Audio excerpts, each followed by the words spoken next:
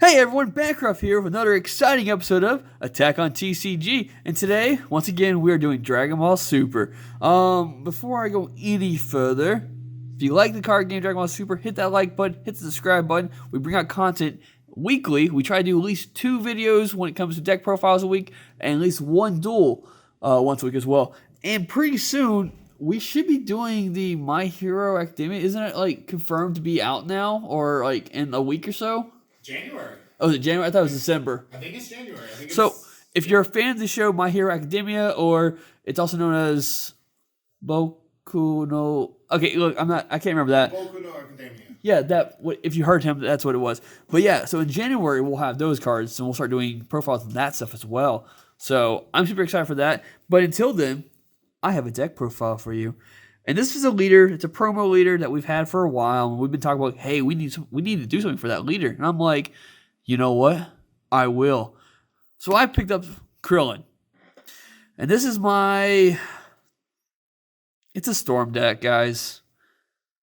And it's super awesome. So, one of the cool things about Krillin is that he is a draw card. So it helps you get cards faster, which is pretty sweet. The main effect for him is that when this card attacks a leader, you may choose 1 card in your life, add it to your hand. If you do so, draw a card. So he is a quick awaken card. So this deck is meant for kind of getting what you need quick, dishing out what you need to do for your opponent does, at the risk of course, being less life early on than your opponent, potentially. Especially if you run the deck I'm running, which we'll get into that in a second. His awaken, though, is that when your life is 4 or less, you trip to 1 of your energies and switch it to active mode and then flip this card over. So a lot of cards now is you switch 2 energy or draw 2 cards. It's always like 2, 2, 2, which is pretty sweet. But because this deck draws so much, this leader draws so much, that's probably why they tone it down a little bit. So let's go ahead and flip them over. When awaken, let's just look at that card, Stormfist Krillin, pretty sweet. But yeah, so when awakened, he has 2 autos. His first auto is that when this card attacks, draw a card. So now it's no longer specifically stated towards a leader. It's just whenever this card attacks, you get to draw a card. And his second auto is at the end of your turn, you draw a card, which is pretty awesome. Now, what makes this card even better, in my opinion, is his activate main. So this is a tricky one. We did a lot of testing, and I kept on trying to attack first without activating the main. You have to do the activate main first. So once per turn, choose 1 card in your hand, place it in your drop area. This card gains 5,000 power and crit for the duration of the turn. Boom. Okay, I did that on purpose. It states once per turn. Can you do it during your opponent's turn? Activate main once per turn. So you have to activate it during your activate. It says activate, yeah, you're okay.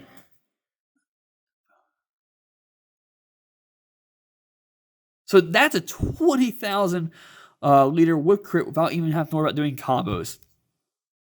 So that's pretty cool. And you say pass turn, you draw a card. All right. So what kind of storm am I running? Well, it's kind of standard. I've seen a lot of them. It is the swap version. So I only play 2 Successor of Hope cards. If you're not familiar with the swap system, here it is. I love this system. It was actually the first deck I made was a swap deck, and it's BT4, right? Yeah, BT4, and that's where I jumped into this card game, and that's when I fell in love with this system. And ever since then, I've always tried to make a deck as best as possible. I made a Shinron swap. I made my Iron Lineage swap. I made my normal swap. All right, those are other deck profiles. Let's get back to this one. So I play 2 Successor of Hopes, and what this does, it allows me to search through my my deck to get 1 Goku Lineage card with an energy cost of 5 or less, and swap from your deck and add to your hand. So that's a key word. I only play 1 swap card in this deck, and it's Bardock. I do have the card I swap into, which is Goten, which is a Goku Lineage, but he does not have a swap tag, which means you cannot grab Goten with this card. If I'm wrong, please put it in the comments. Post where it says that in the rules. That would be amazing if I could pull Goten. But until then, I cannot. But yeah, like I said, I do go for Bardock first. He is my 1-drop. And look how shiny it is. That's a very shiny card. But yeah, so he's at 10,000 for a 1 cost. Now, when he comes out to the play, choose one card in your life and add to your hand. So he's another self-awakening card. So potentially by turn 2, I'm awakening already with Krillin. That's the goal, because I'm trying to push on my opponent before they can even do anything. And if you play your cards right, you can beat your opponent on turn 2, potentially turn 3. But let's get to that in a second. So when I have him on the field, what I'd like to do is I would attack with Bardock to my opponent's leader. And so that's 10,000 going to them. They could negate, they could do whatever they want. Regardless, after he attacks, I use the swap feature. And what it does is that with the energy cost of 2, so I go through my hand. If I have a swap card in my hand or a Goku lineage in my hand with energy cost of 2, I could bring it out to the field and put Bardock back in my hand. And we would normally do that to get our Goten. But before I do that, when Bardock comes to the field, he gets to play a free blocker. Not just any blocker, but Jean, Family of Justice. So she is a blocker, which means if my opponent decides to attack, I don't need to negate. I can just use her to take the hit instead. But her permanent, though, and this is why I get to play for free. If you have a Bardock in your battle area or leader area, you can play this card from your hand without paying its energy cost. So I play Bardock first. I drop Jean. What I would do here, if I had the energy for it, I would attack my leader once Bardock's on my field if I didn't have Goten in my hand. And if I attacked my leader, I would go ahead and combo Bardock Will of Iron from onto my leader. By doing this, it is a 1 cost for 10,000 plus combo. But when you combo with Bardock Will of Iron, during your turn, at the end of your battle, after you combo with this card, choose up to one of your Bardocks and evolve it to this card. So you bring Bardock out, you drop the free Jean, you attack for your leader, you evolve your Bardock. Now you got a double strike barrier right there. Sorry, double strike blocker right there. That's pretty cool. But Bancroft, you've been talking about this Goten card. Well, okay, so if you have Goten in your hand, you want to swap him out. Because Goten has a pretty awesome ability, and I play 4 of them. What his ability is that when this card attacks, look up to 3 cards from the top of your deck, choose 1 card among them, add it to your hand, and place the remaining cards at the bottom of your deck in any order. So 2 things with this card. A, this is amazing. And B, your opponent doesn't need to see what it is, because it's any card. It doesn't specifically state, grab a Saiyan, grab a lineage, grab whatever. That being said, grab whatever card you want, put it in your hand. Your opponent doesn't need to see it, and you're good to go. Typically, though, once you attack with Goten, he's a target.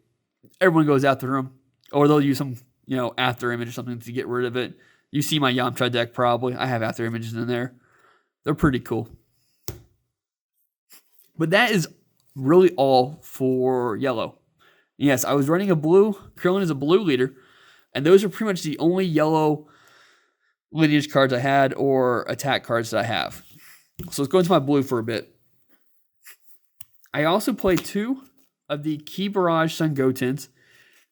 They have an auto, which at the end of your turn, return this card to your hand, to its owner's hand. That's cool. 1 turn, throw it out there, attack, bring it back to my hand. But our goal is to get Bardock out, potentially Goten or the Will of Iron. But I also play 3 of the Ki Barrage Trunks. Its effect is that when you play this card, you may choose 1 card in your life, add it to your hand. If you do, choose up to 1 of your opponent's battle cards, return it to its owner hand. So that's a nice way of getting rid of a card on the field that doesn't have barrier, that's kind of like being annoying. I think Triple Flash follows that or something like that. But I don't play these cards to battle. I keep these cards in my hands either for energy or potentially using the fusion for the quick thinking Goten. And why I do that is because, well, A, he has critical, which is pretty nice for getting rid of your opponent's life without them getting into their hand. But if you Union Fusion, you get to draw 2 cards. So you pretty much, you pay 2 blue instead of the 3 cost on the card, get to draw 2 cards, and then when you attack with this card, you get to draw a 3rd card. So the idea of this deck so far is, if you can, as fast as possible, draw as many cards as you can, get a nice hand, to get all the cards you need for that perfect combo. And by combo, well, we'll get to that in a second. Now, so far, all my attackers are pretty much Saiyan cards. So I have to play Planet Vegeta. And I play this for 2 reasons. Reason 1 is that this allows me to switch. It allows me to go to my deck and choose up to one stain of energy cost of 4 or less from my deck and add it to my hand. With that feature, show it to your opponent, but make sure it's a 4 or less energy card. But I would typically use that to go fish for maybe the Go-Tens or the Will of Iron, or if I need to make the fusion, I'll pick one of the Trunks or the Go-Tens, or even the Go-Tens himself if I had the other 2 cards. And I will point out, all my Go-Tens, all my Trunks that you will see or have seen are all 10,000 because they have to have equal power in order to get the Go-Tens out. Oh, sorry. Second effect is that when I have my Great Ape out, which is the Bardock Will of Iron, I can attack with it. And at the end of my turn, it goes back into an active state because of this card right here. And that's a field card, which is pretty nice, which means I have a double strike blocker that can attack and then turn around and block my opponent's turn. Now, the next cards I'm going to show you are what I consider my extra cards. And you're going to notice some super combos in there, some cards with power, with some powers on them. I don't use these cards for battle, just meant for combos. So let's get my super combo out of the way first, which I play 4 of the North Kai, Keep and Watch, which is my standard combo. If I have 4 or less life, draw 1 card. As you all can tell, this is a very self-awakening deck with the Bardocks, with the, if I for some reason play the Key Barrage Trunks, or just my leader card. It self-awakens itself by potentially turn 2. If not turn 2, definitely turn 3. I do play 2 of the Hidden Power East Supreme Kais. Now, the reason I play 2 of these is because, once again, it's a very draw deck. So far, I think we tested this like 4 times. Every battle I've gotten at least both of these. And this works great for my Krillin Leader or even the Go-Tens because they're both critical. They both have crit. So when I choose attack, my opponent says, you know what? I'm not going to negate. Okay, I'm dropping a 10,000 double strike on top of those cards. So it just helps clear my opponent's life out as fast as possible. Now, to make sure that my energy stays where I need it to stay at, I play 4 of the Unwilling Spirit Trunks. So when you combo with this card, it just allows you to choose up to one of your energies and switch it back to active. So if I have no energies, all my energies are set to rest. I combo with this card either if my opponent attacks me or if I attack them, and it gives me 1 energy back. Typically, I would use that to get back, I don't know, your standard blue Senso Bean. Senso? I say Senso by accident, but Senso Bean. Which when you pay 1 for this card, you give a battle card. Sorry, not just a battle card. Any card, you choose up to 1 of your cards, so it could be a leader card. It gets 5,000 power for the duration of the turn. Then you choose up to 2 of your energies and switch them to active. This is a nice way of keeping people away from my leader. So if I want to combo with this with my leader, it makes, if he's awakened, he's at 20,000 from the rest of my opponent's turn. So they kind of typically will stay back, hopefully. Especially if I'm fighting against another Swarm deck. Swarm decks don't like Senso Bean. I should know. But he also gives me back 2 of my energies. So that could be either of my energies, either blue or yellow. And the reason why I specifically state that, because I do play 4 of the Dimension Magics. So if my opponent's attacking me, and I want to use like if I take the first hit, I trunk Senso Bean, I have energy now. Then when they attack me again, I can use Dimension Magic to kind of negate that attack. Now, if I happen to have 5 or more cards in my drop zone, which I typically do, I can pay a life instead if I wanted to. I try not to do that as much, though. That's why I play the Unwilling Spirit Trunks. I play the Senso Beans. I even play this card because this card will also switch 2 of my blue energies back to active mode. So, pointing out this deck right here, you can run this deck with 1 yellow and 2 blue energy, and that will pretty much set you for the rest of the game. I do play 2 other negate cards, which is the Flying Nimbus cards. Your standard yellow negate, the great thing about this card is that when you negate with this card, you can choose 1 yellow from your hand, place it in the drop zone. If you do that, your opponent can only attack with one more time with a battle card. So if they attack with their leader first and you do Flying Nimbus, then they can only get 1 more attack off. If they attack with a battle card, then you do it. They can still get another battle card off and their leader card off. But if they haven't attacked with their leader first, that's awesome. So I'm going to play 2 of those. So that's a total of 6 negates I got there. Now, to help my Swarm feature out, if for some reason my opponents decide to, you know what, I'm going to negate your attack, or I'm going to use After Image, I play a Battering Laser. I play 2 of them to be exact. And this counters the counter. Now, I do have to discard a yellow card to do that, which is not a problem with this the ability of this deck drawing so much. I always have extra yellows in my hand. So yeah, it just counters my opponent's counter. So I still get my attack off, especially if I combo the East Supreme Kai to get that double strike on top of one of my crit characters. That's amazing.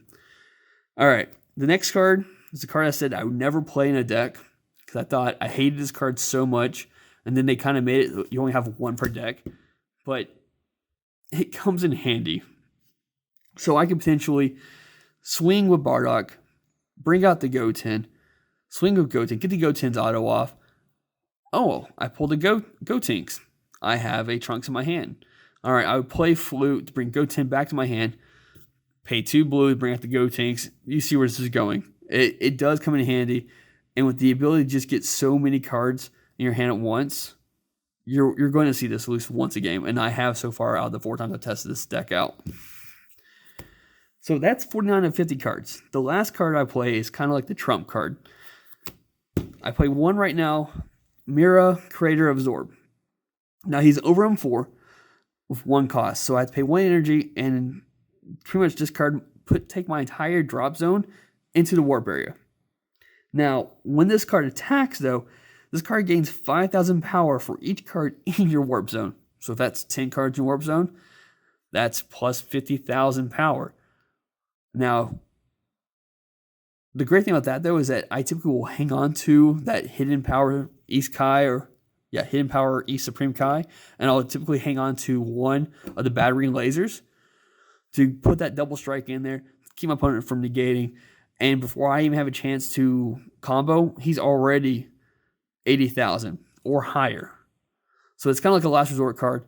That's why he's in this deck. I'm still on the fence if I want to play something else, but so far this seems to be the best choice for only needing 1 available left.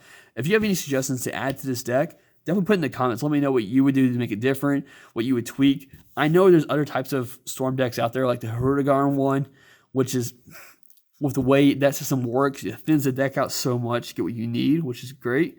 But I love the draw feature on this one itself, and I like Krillin. Krillin's pretty cool. He's an Earthling. Like I said, I made a Yamcha deck. I made the Krillin deck.